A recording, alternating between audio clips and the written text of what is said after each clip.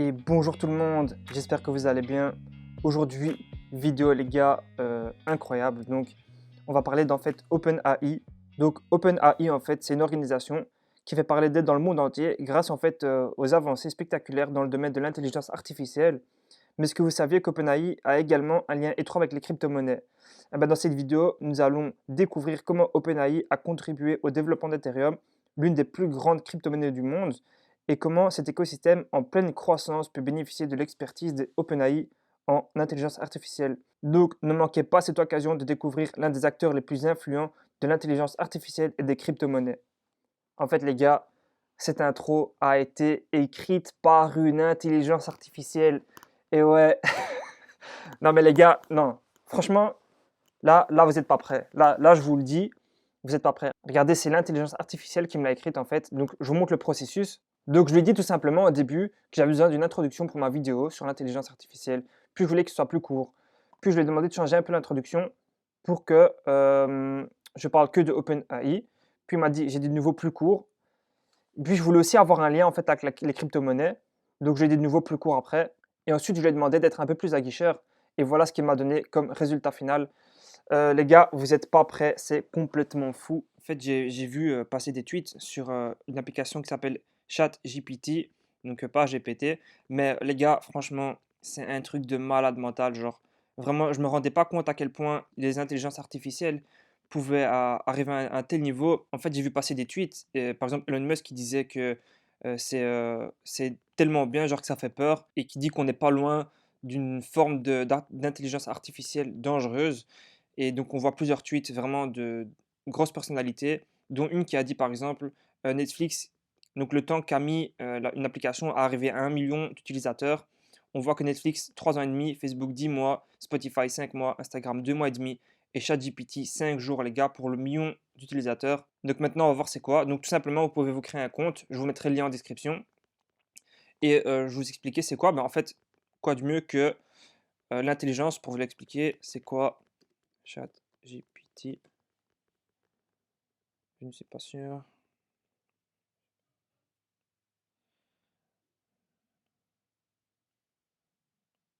Ok, donc vous avez lu. Donc maintenant, on va lui poser des questions. Donc en fait, c'est basé sur un chat tout simplement. Donc on va discuter avec cette intelligence. Elle va nous répondre. Par exemple, si je lui dis, ok, c'est quoi, c'est quoi HTML? Parce que moi, je dois l'apprendre pour l'école là. Voilà. HTML hypertexte. Ok, donc c'est ce que j'ai dû apprendre pour l'école. Est un langage balisé. Ok. Donc pour l'instant, c'est juste. Définir une structure de page. Ok, donne-moi un exemple.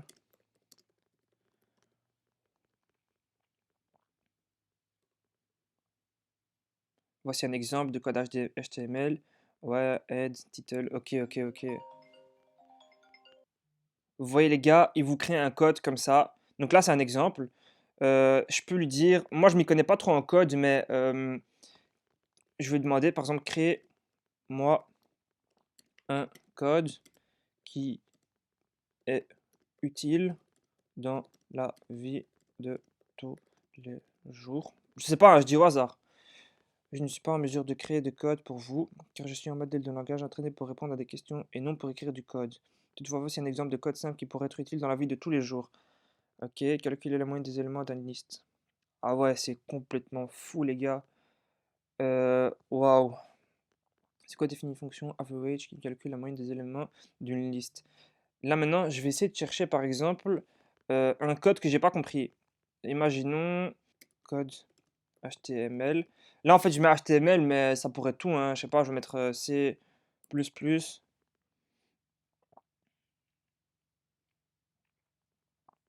Ok, donc là je vais prendre ce code là et je vais demander qu'il me l'explique.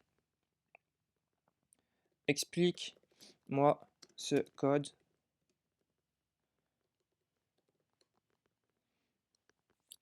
Définit une classe complexe qui représente un nombre complexe. Un nombre complexe est composé de deux parties, une partie réelle et une partie imaginaire. La classe complexe définit son tuteur. Wow, c'est juste dingue, les gars. Donc, c'est-à-dire que, imaginez maintenant, vous êtes occupé à coder. Moi, je connais des gens, voilà, qui sont occupés à apprendre le code, etc.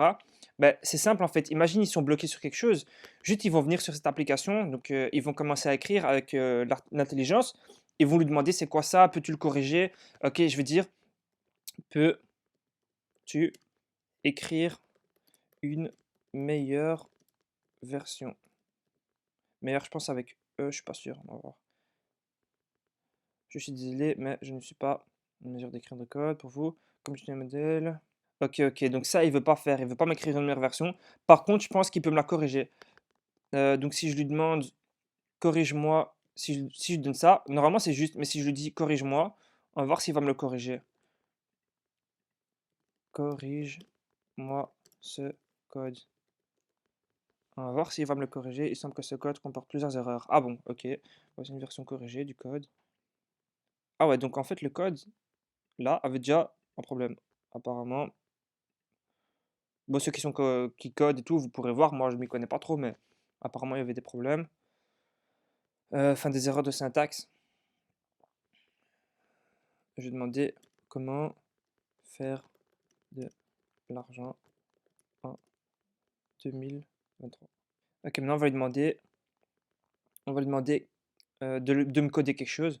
Code-moi une, code-moi une application similaire à. Similaire à quoi? On peut créer une application similaire à. Bah, Twitter, tiens, attends, on va regarder Twitter. Application similaire à Twitter. Hop. Voici une exemple de code pour une application microblogging similaire à Twitter.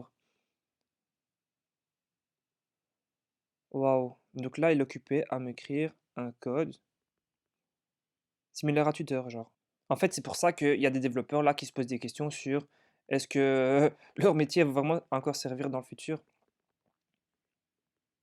Waouh. Ce code utilise Flask, un framework web. Tweet permet de récupérer des tweets à l'aide de requests, tandis que. Vas-y, attendez, je vais essayer avec similaire à MyExchange qui s'appelle maintenant Xexchange, je pense. Voici un exemple de code pour une application de trading en crypto-monnaie similaire à Xexchange. Import Flask. Flask, je connais pas, hein, les gars. Je sais pas s'il y a des codeurs là qui regardent ma vidéo, mais. Hop, Flask. User ID. Donc là, il me crée quelque chose, quoi. Vérificateur. Waouh, waouh, waouh. Donc si maintenant. Waouh, mais c'est complètement fou. En fait, je peux comprendre un peu, hein, qu'il retourne, en gros, là, s'il n'a pas assez de fonds, etc. Vérifie si l'utilisateur possède. Donc ça, c'est un titre, je pense. Ça compte pas dans le code. Si l'utilisateur possède suffisamment de la vente, effectue de la vente dans les crypto-monnaies. Les gars, je me rends même pas compte. En fait, je sais pas si vous vous rendez compte que là, c'est une intelligence qui est occupée à m'écrire un code, genre. Ce code utilise Flask. Donne-moi. Oh, allez, il a bugué. Dommage. Mais les gars, en fait, je pourrais rester comme ça pendant des heures à parler avec cette intelligence, tellement c'est un truc de ouf. Mais juste, rendez-vous compte que ça peut complètement être fou, ça peut vraiment révolutionner. Genre, si ce truc-là performe et qu'il améliore de jour en jour, je pense que ça peut vraiment exploser. Et en gros, ça peut, je pense, vraiment aider les développeurs plutôt que les remplacer parce que quand ils auront une question et qu'ils ne comprendront pas quelque chose, ils pourront tout simplement aller ici et écrire explique-moi ce code, par exemple. Le code va être expliqué et en plus, on pourra l'améliorer, on pourra vraiment faire des changements si on veut remplacer quelque chose dans le code, etc.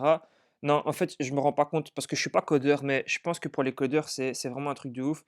Par contre, on peut vraiment genre créer des nouvelles applications directement sur ça, si je comprends bien.